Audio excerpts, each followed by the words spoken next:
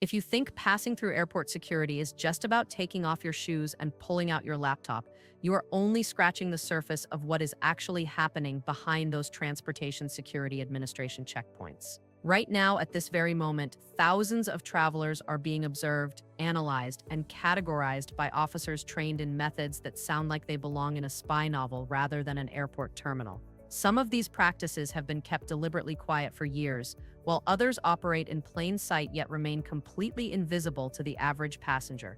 Before we dive in, let me know in the comments what city you are watching from and what time it is there. I am always curious where everyone is tuning in from.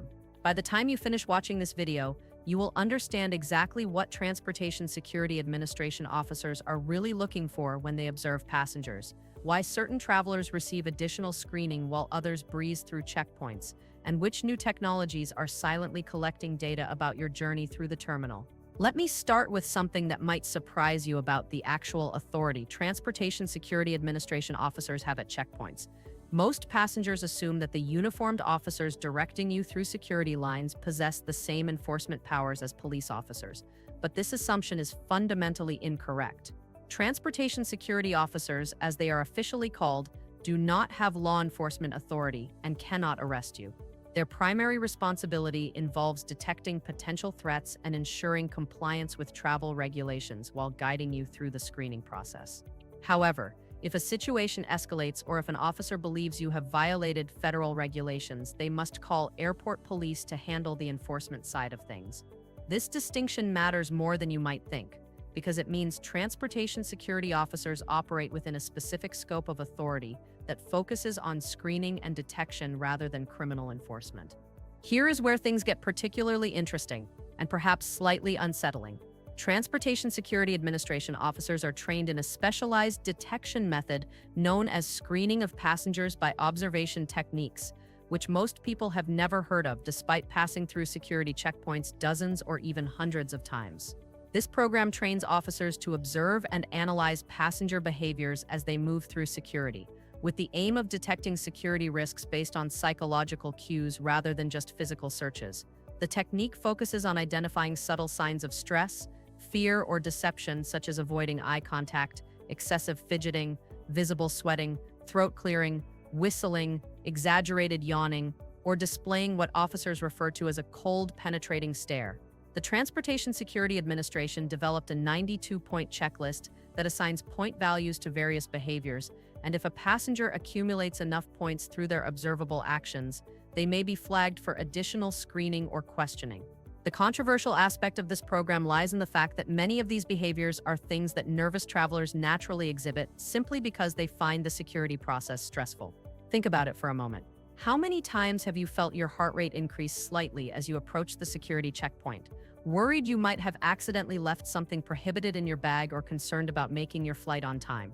That natural anxiety can manifest as fidgeting, looking around nervously, or even excessive throat clearing, all of which could theoretically flag you as suspicious according to this observation system.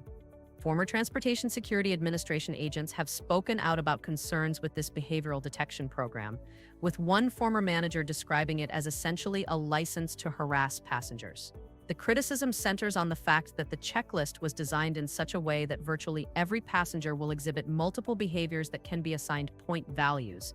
Scientific studies have backed up these concerns, with the Government Accountability Office finding no evidence that behavioral indicators can be used to identify persons who may pose a risk to aviation security. Despite these findings, the program continues operating today. The agency has trained and deployed thousands of behavior detection officers and has spent more than $900 million on this program since it began in 2007.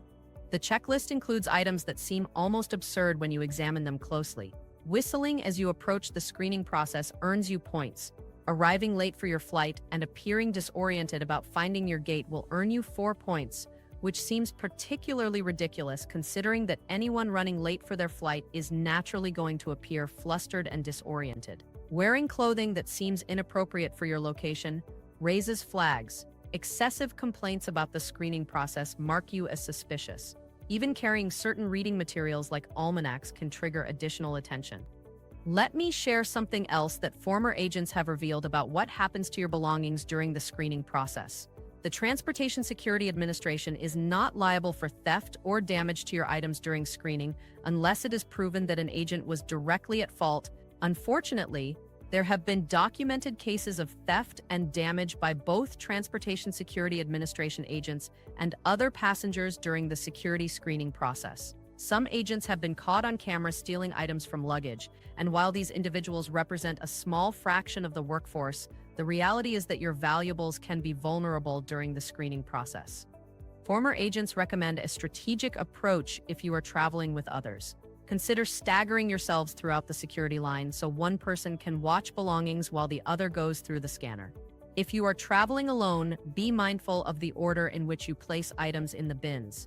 The items that go through the scanner first will be left unattended on the other side for the longest amount of time, so place less valuable or easily replaceable items like liquids and shoes in the first bins. Keep your wallet, electronics, and other valuable items for the last bins to minimize the time they sit unattended. Something that surprises many travelers involves how much privacy they actually have during the screening process. According to former agents who have been in the field for more than a decade, early versions of the body scanners came without any privacy protections whatsoever. Transportation security officers working in the checkpoint could view what were essentially naked images of passengers as they went through screening. The good news is that those machines were removed from all airports in 2013, and the new machines use software that displays a generic outline rather than detailed body images.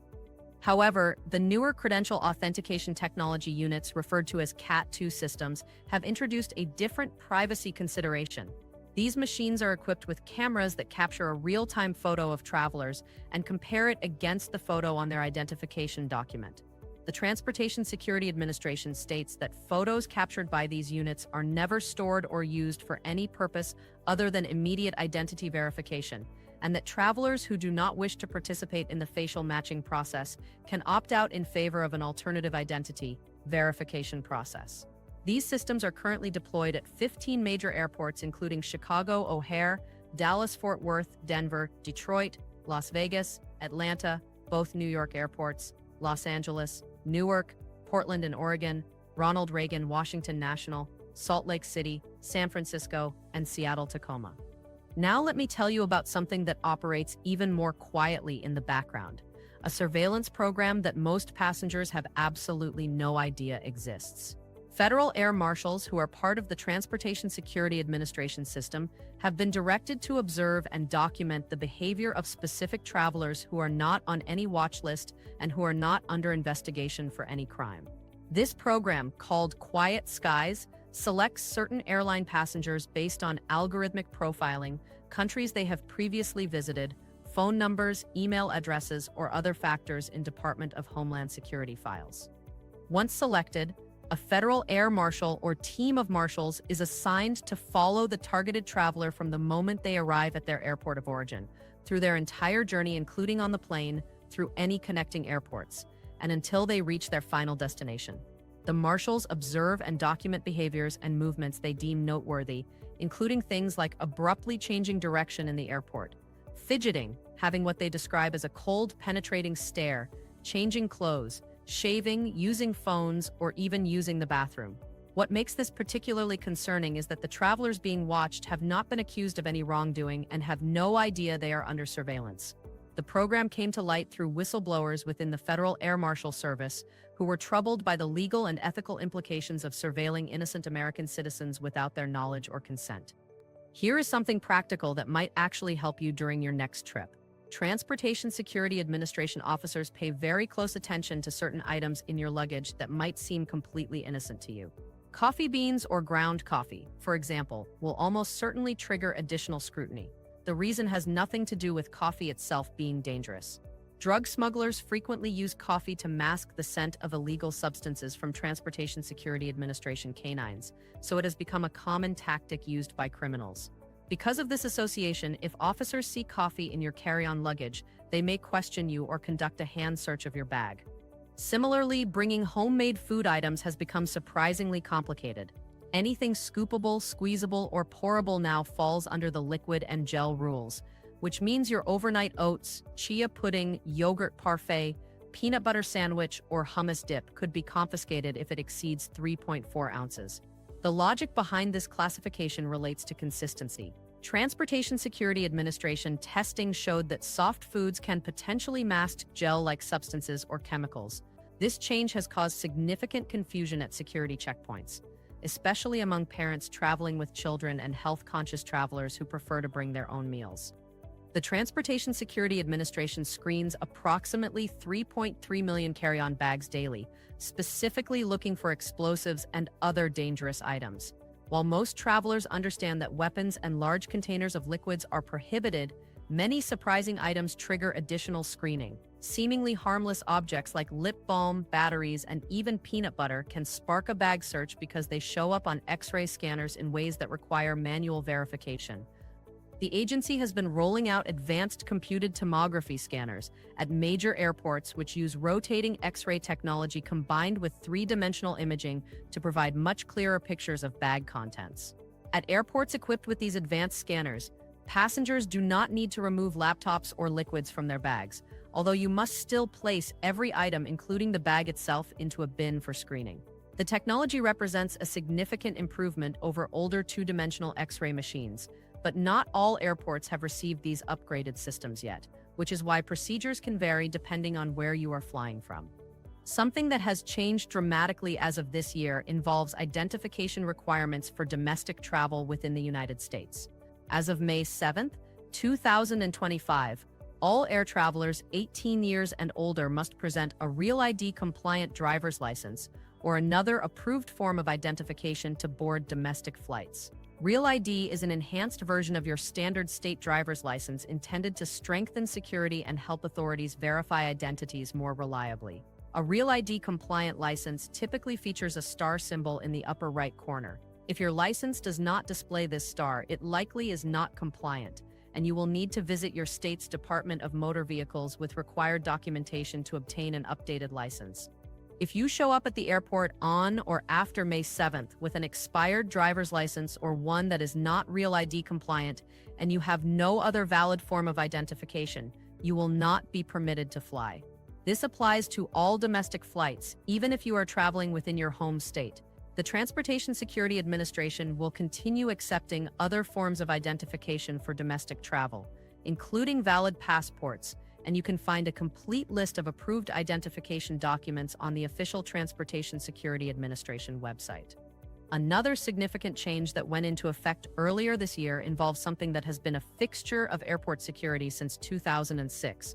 On July 8, 2025, the Department of Homeland Security officially ended the requirement for travelers to remove their shoes during security screening.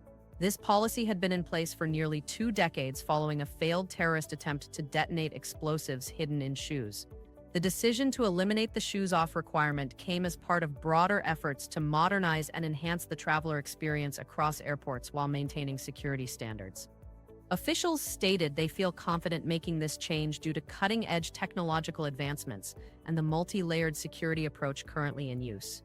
However, some security experts have noted that while the change may save individual travelers only a small amount of time, when multiplied across the millions of people passing through airports each day, it represents a significant step forward in reducing average security processing times. The Department of Homeland Security has also indicated they are reviewing the current 3.4-ounce limit on liquids in carry-on bags, though no specific timeline has been announced for potential changes to that restriction. Let me tell you about job security within the Transportation Security Administration, because this affects the quality and consistency of service you receive at checkpoints. Transportation security officers have a notable level of job protection, especially after they pass their initial 2-year probationary period. Once past this phase, it becomes quite difficult to dismiss an agent unless they commit a serious offense or crime. This strong employment protection means that while most agents carry out their responsibilities professionally, addressing instances of less than professional behavior can be a complex and drawn-out process. Here is something about the actual screening technology that you should understand.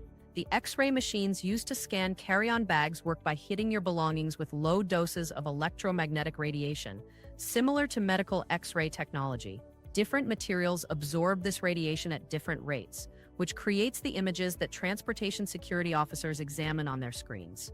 Organic materials like food, paper, and fabrics typically appear orange on the screen. Inorganic materials like metals show up as blue or black.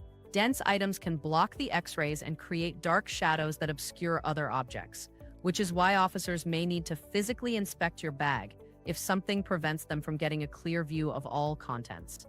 The newest scanning machines use dual-energy computed tomography technology that rotates the X-ray emitter around objects as they pass through, combining three-dimensional imaging with traditional two-dimensional X-ray images.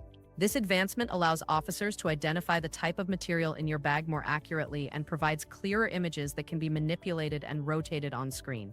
Future generations of scanners will use methods like X-ray scattering and diffraction to even more precisely identify the molecular composition of materials. However, until these advanced systems are deployed at all airports, travelers should expect to continue removing electronics and liquids from bags at most checkpoints. Something else worth knowing involves the newer technologies being tested and deployed that go beyond simple baggage screening. Some airports are implementing systems that use artificial intelligence to enhance threat detection through advanced behavioral analysis. These systems are expected to play a significant role in enhancing security checks, with airports in Europe, the Middle East, and Asia currently leading the way in testing these technologies. The Transportation Security Administration administrator has stated that these technologies represent the future of aviation security because they are much more effective than manual comparison methods. Let me share one more thing that former agents want travelers to know about the overall philosophy behind Transportation Security Administration screening. The agency uses what it calls unpredictable security measures throughout airports, which means that procedures can change without notice and no individual is guaranteed expedited screening, regardless of their status.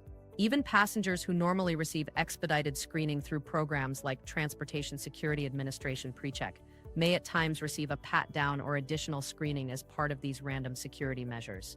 The purpose of this unpredictability is to prevent potential bad actors from identifying patterns they could exploit. Understanding how airport security actually works behind the scenes can help you navigate checkpoints more smoothly and avoid common pitfalls that slow down the screening process. The key takeaway is that what you see happening at the visible checkpoint represents only a fraction of the actual security apparatus operating throughout the airport. Officers are observing behaviors long before you reach the screening equipment. Your identification and flight details are being checked against multiple databases. Algorithms are analyzing your travel patterns and personal information. Sophisticated scanning technology is examining the molecular composition of items in your baggage. And in some cases, plainclothes federal air marshals may be watching and documenting your movements through the terminal. None of this should make you paranoid about traveling because the overwhelming majority of passengers pass through security without any issues whatsoever. However, being aware of these behind-the-scenes processes can help you understand why certain procedures exist and why officers sometimes make decisions that might seem arbitrary or overly cautious from a passenger perspective. The Transportation Security Administration describes this approach as part of their layered security strategy, where multiple different types of screening and observation work together to create an overall security environment that is more robust than any single screening method could provide. The next time you approach an airport security checkpoint, remember that staying calm and following instructions will always serve you better than displaying behaviors that might flag you as requiring additional attention. Keep valuable items in your last screening bins rather than your first ones to minimize the time they spend unattended. Avoid bringing items that commonly trigger bag searches like coffee beans, spreadable foods, or anything with unusual density that might obscure other items on the X-ray screen. Ensure your identification meets current Real ID requirements well before your travel date rather than discovering a problem at the airport. Consider enrolling in Transportation Security Administration PreCheck if you fly frequently. Although remember that even PreCheck members can be selected for additional screening under the agency's unpredictable security measures. And most importantly, treat transportation security officers with courtesy even when the process feels frustrating, because they are simply following protocols designed to keep all passengers safe, and being difficult or argumentative will never improve your situation or speed up your journey through the checkpoint.